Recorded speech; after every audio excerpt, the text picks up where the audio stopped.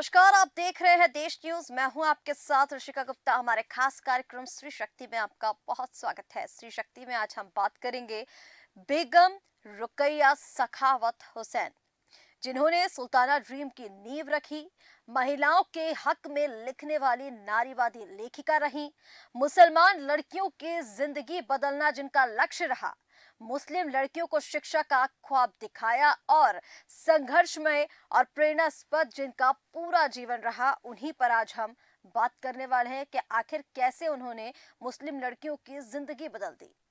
रुकैया सखावत हुसैन यानी नारीवादी विचारक, कथाकार, उपन्यासकार, कवि, बंगाल में मुसलमान लड़कियों की पढ़ाई के लिए मुहिम चलाने वाली, मुसलमान महिलाओं का संगठन बनाने वाली एक ऐसी महिला जिन्होंने लड़कियों की जिंदगी बदल दी।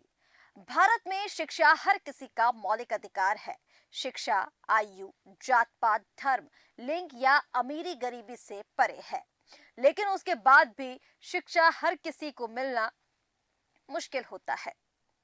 आजादी से पहले भले ही कुछ भारतीय विदेश तक पढ़ने गए, लेकिन रूढ़िवादिता, कट्टरपंथी विचारधारा के लोग उस दौर में महिलाओं के लिए शिक्षा को फिजूल मानते थे। खासकर मुस्लिम महिलाओं को शिक्षा का अधिकार बिल्कुल भी नहीं था। लेकिन उस दौर में उन्हीं में से एक महिला ने मुस्लिम लड़कियों की शिक्षा का सपना देखा और उसे पूरा करने के लिए प्रयास शुरू कर दिए। आज हर जाति धर्म से ताल्लुक रखने वाली बेटी शिक्षा का अधिकार रखती है, लेकिन मुस्लिम महिलाओं के लिए शिक्षा का मार्ग खोलने में रुकैया सखावत हुसैन का विशेष योगदान रहा। चलिए जानते हैं रुकैया सखावत हुसैन के बारे में। रुकैया सखावत हुसैन ने मुसलमान लड़कियों के लिए स्कूल कायम किया। उस स्कूल ने सैकड़ों लड़कियों की जिंदगी बदल दी। हालांकि उनकी चिंता सिर्फ मुसलमान महिलाओं तक सीमित नहीं थी। वह तो स्त्री की जाति का सम्मान करती थी और सम्मान के हक के लिए काम कर रही थी। ऐसा समाज और दुनिया बनाना चाहती थी जहां सब एक साथ रहें, महिलाएं खुद मुख्तार हों और उनके हाथ में दुनिया का कारोबार हो। ऐसी सोच रखने वाली थी बेगम रुकैया। रुकैया का जन्म सन 1880 में अविभाजित भारत के रंगपुर जिले के पैराबंद इलाके में हुआ। आज ये इलाका बांग्लादेश में पड़ता है। जमींदार खानदान था। भाइयों को तो आधुनिक स्कूल कॉलेज की तालीम मिली, लेकिन बहनों को नहीं।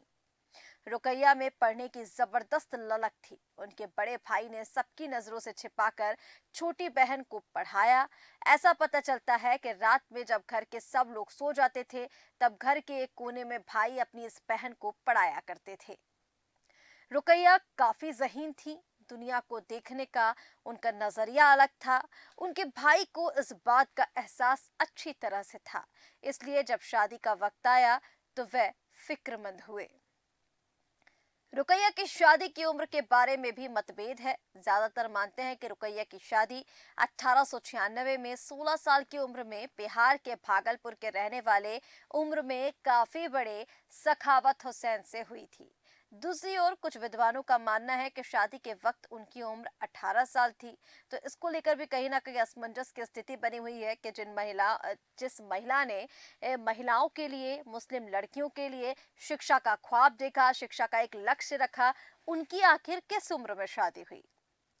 एक लेख से काफी हंगामा बरपा। उस लेख का भी जिक्र करते हैं, जहां सखावत हुसैन काफी पढ़े लिखे, तरक्की पसंद इंसान थे, अफसर थे। उनके साथ ने रुकैया को काफी कुछ करने, सोचने समझने का मौका दिया।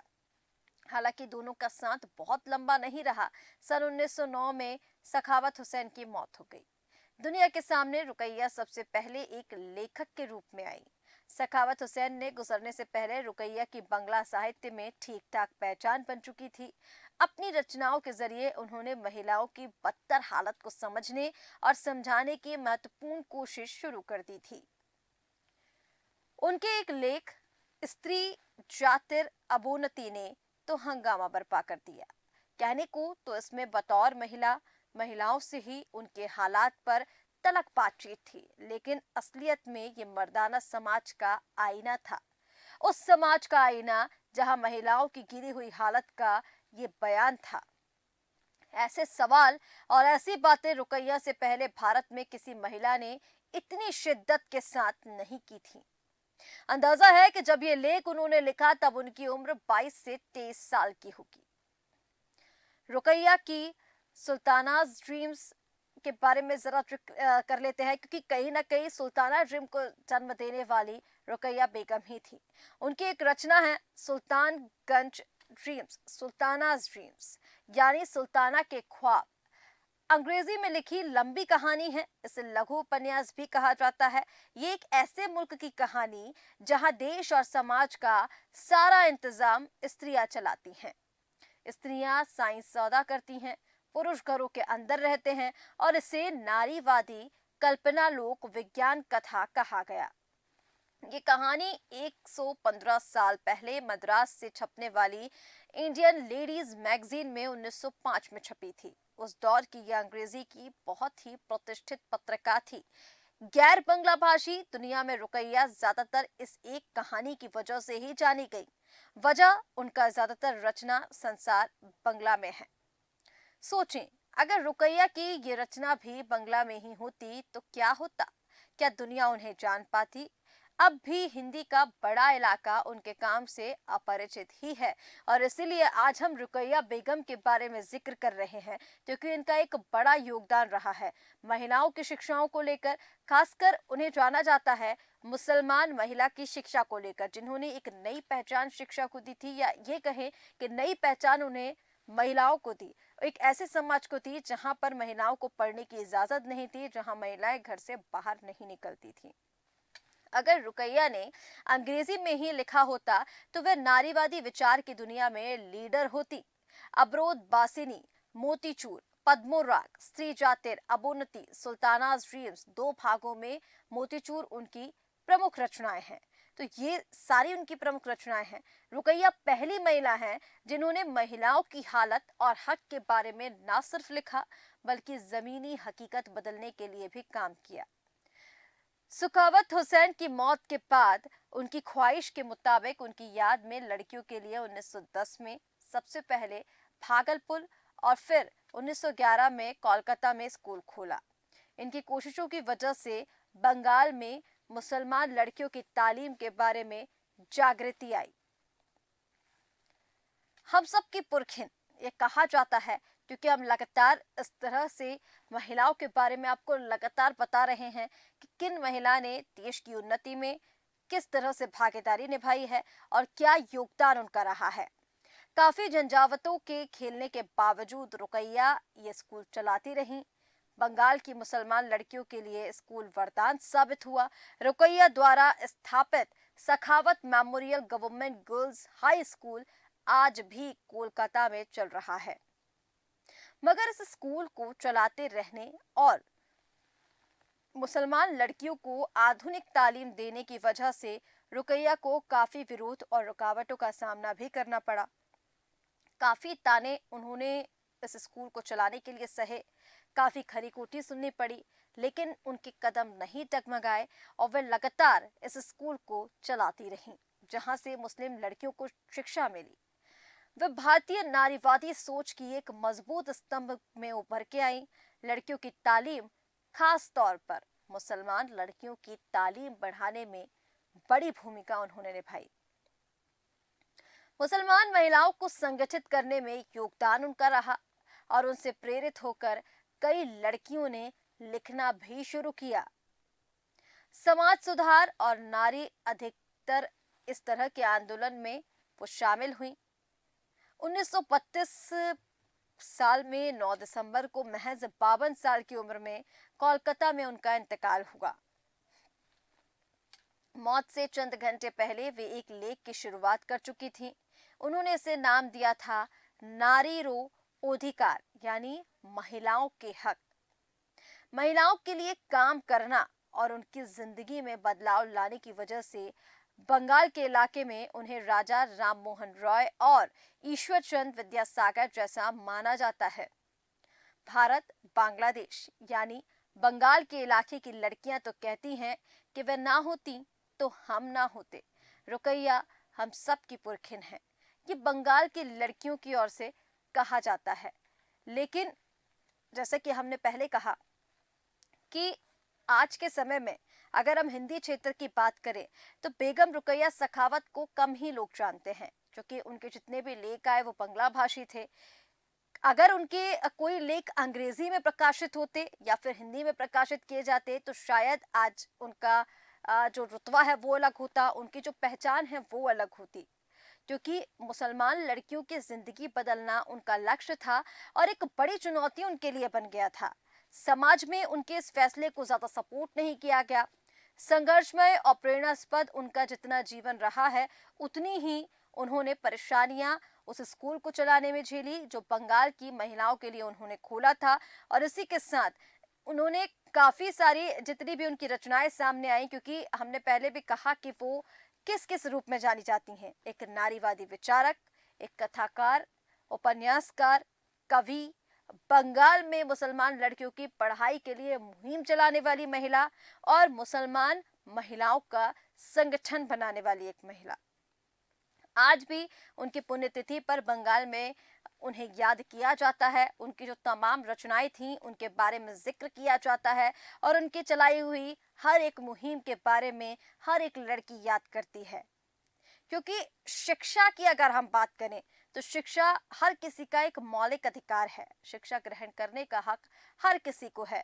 हमारे संविधान में शिक्षा का हक समानता से सभी को दिया गया है।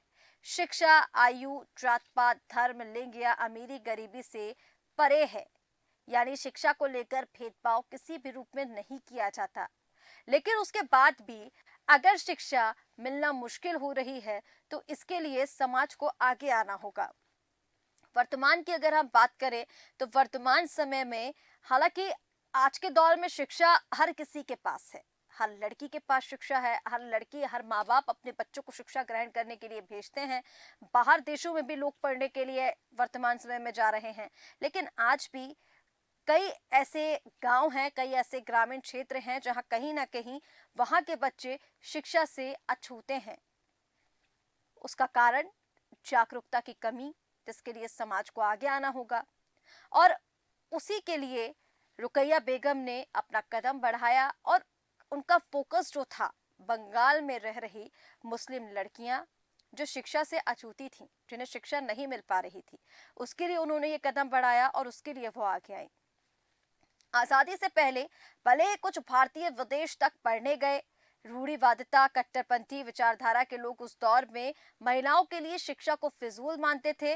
और आज भी जिनकी कट्टरपंथी सोच है, जिनकी रूढ़िवादिता से जुड़े हुए जो लोग हैं, वो आज भी महिलाओं की शिक्षा को लेकर उतने जागरूक नहीं हैं। वो आज भी ये सोचते हैं कि महिला को सिर्फ घर में रहना चाहिए, उनको घर के कामकाज करने चाहिए, घर संभालना चाहिए, वो बाहर जाकर क्या करेंगी। और इसी सोच को बदलने के लिए बेगम रुकैया आगे आई। उन्होंने महिलाओं के लिए एक मुहिम चलाई, उन्होंने महिलाओं के लिए एक स्कूल खोला। खासकर मुस्लिम महिलाओं को शिक्षा का अधिकार पहले भी नहीं था और आज भी हम देखते हैं कि कई सारे ग्रामीण क्षेत्र ऐसे हैं जहां पर इस तरह की हमें घटनाएं सुनने को मिल जाती हैं, देखने को मिल जाती हैं। उन सब बातों को लेकर आज भी समाज में जागरूकता की कमी कहीं ना कहीं है, जिसके लिए आगे आना होगा। लेकिन उस दौर में उन्हीं में से एक महिला जिन्होंने मुस्लिम लड़कियों की शिक्षा का सपना देखा, उस ख्वाब को पूरा किया, उसे एक नया जन्म दिया। जाति धर्म से ताल्लुक रखने वाली बेटी शिक्षा का अधिकार रखती हैं, ये उन्होंने बताया। और मुस्लिम महिलाओं के लिए शिक्षा का मार्ग खोलने के लिए रुकैया सखावत हुसैन का विशेष योगदान रहा है। उनके बारे में भारत के हिंदी भाषी जो क्षेत्र है वहां पर बहुत कम लोग जानते हैं। खासकर बंगाल में अगर हम बात करें तो मुस्लिम महिलाएं आज भी उन्हें काफी मानती हैं। पर कहीं ना कहीं क्योंकि बंगला भाषी उन्होंने काफी सारे लेख लिखे हैं, वो बंगला भाषी कवि रही हैं, तो इसको लेकर वहां के लोग इन्हें ज्यादा जानते हैं। पर जरूरत है कि ऐसी महिला जिन्होंने हमारे समाज के लिए कुछ किया है, देश में उनका जहां एक अहम योगदान रहा है, उनको हिंदी भाषी क्षेत्र में भी सभी जाने। कई सारी महिलाएं ऐसी हैं जिनका आजादी से लेकर भारत की सोच बदलने तक में, समाज में एक नया बदलाव लाने में अहम योगदान रहे हैं। पर उन्हें उनके बारे में इतिहास में कुछ नहीं है। इतिहास के पन्ने जब हम टटोलते हैं तो वही हमें जिन लोगों के बारे में पढ़ाया जाता है उन्हीं के बारे में पता रहता है, लेकिन जिन लोगों ने वाकई समाज को बदलने में कुछ किया है, समाज में एक अहम योगदान जिनका रहा है, उनके बारे में इतिहास के पन्नों में भी कुछ नहीं है। और उन्हीं में से एक रही रुकैया सखावत हुसैन। तो बेगम रुकैया सखावत हुसैन, जिन्होंने सुल्ताना ड्रीम्स की नींव रखी, मुस्लिम महिलाओं के लिए शिक्षा का ख्वाब देखा, उसे पूरा किया और एक अहम योगदान समाज को बदलने में, शिक्षा को आगे बढ़ाने में उनका रहा। फिलहाल हमारे इस खास कार्यक्रम स्त्री शक्ति में इतना ही। आप बने रहिए देश न्यूज के साथ। नमस्कार।